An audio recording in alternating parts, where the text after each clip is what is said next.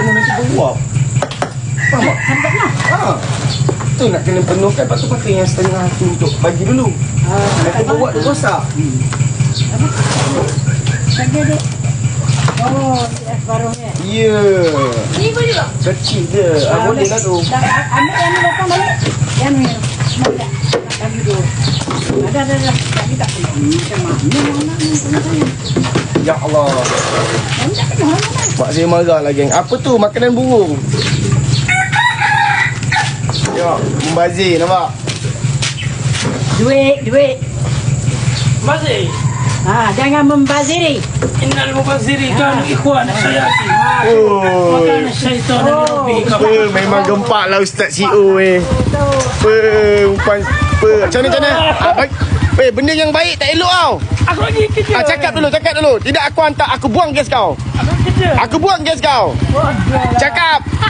Nanti aku cakap mana ni? Cakap. Tak boleh kerja ni. Nampak? CEO. Okay, CEO geng. Ni CEO. CEO kayu. Yang kau kenal CEO batu. Ini CEO kayu. Okay, bagi tahu. Mana ni? Cakap. Tidak aku tarik gas kau. Tidak aku tarik gas kau. Cepat. Cakap apa? Benda yang baik kan jadi. Apa? Membazir.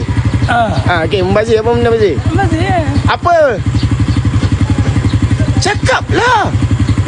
Bazir mana syaitan? Ya, apa yang tadi? Innal mubaziri kanu ikhwan syaitan. Lagi? Kana syaitan li rabbih kafur. Sesungguhnya syaitan kufur. Oh, pandai pula kau cakap situ. Tadi punya kuat belakang kamera. Kau berani belakang kamera je. Aduh, Aku tarik gas kau.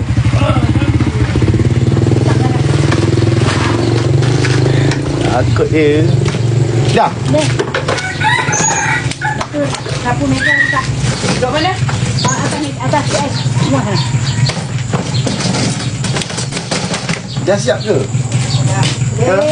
Ini kenapa ni? Buat keluar tisu banyak-banyak ni nak kena lu. Awan! Nak kena dulu. Alah, engkau ingat ni kedai beli saja.